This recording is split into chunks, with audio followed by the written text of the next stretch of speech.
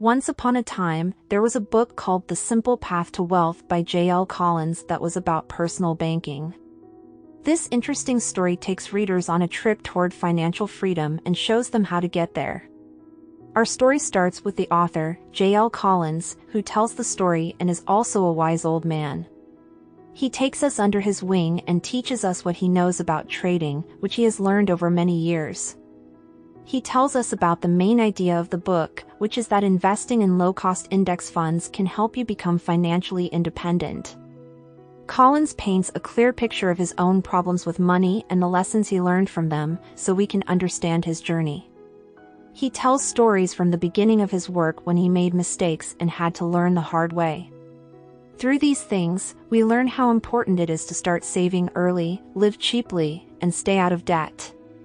During our trip, we hear about something called FU money. This is the freedom and peace of mind that come from saving and investing enough money so that you don't need a regular job anymore. Collins says that people should save up a lot of money for emergencies because it gives them a safety net in uncertain times and lets them take chances and follow their dreams.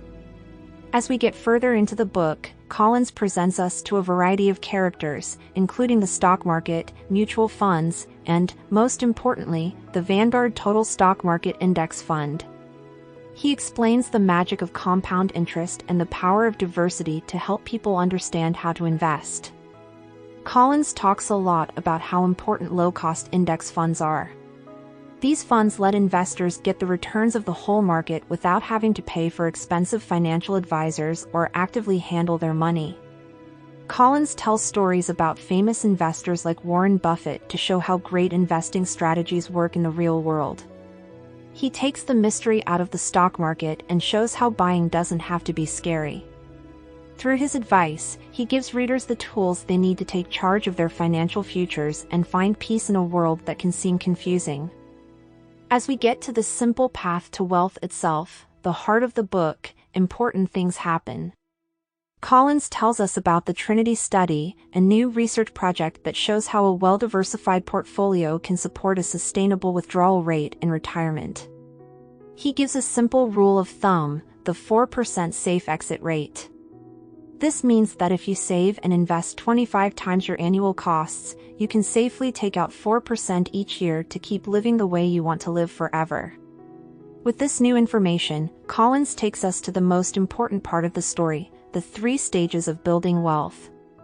The first stage is all about getting rid of debt, making a budget, and starting an emergency fund. In the second stage, you save and spend aggressively in low-cost index funds to build up your wealth. Collins makes a strong case for living below your means and embracing simplicity, which will help us slowly grow our investments. We've finally reached the end of our journey, Step 3, Financial Independence. Collins explains the magic of the 4% rule and shows how important it is to build a nest egg through careful saving and smart investment.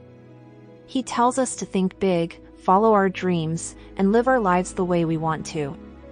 Throughout this exciting story, there is a common theme. The pursuit of financial independence isn't just about money, it's also about freedom, protection, and peace of mind. Collins shares his deeply held view that money is a tool and not an end in itself. He tells us to spend our money on events, relationships, and things that are important to us. As our journey comes to an end, Collins gives us one last piece of advice: the most sophisticated thing is to be simple. We can handle the complicated world of investing with ease and confidence if we follow an easy path to wealth. He tells us that the journey may be long, but the benefits are worth it: a life with financial independence, happiness, and the freedom to focus on what really matters. So, dear reader, as we come to the end of the simple path to wealth, we'd like to say goodbye. May you take the lessons from this story to heart and start your own journey toward financial freedom. Remember that you have the power to decide how your money will be in the future.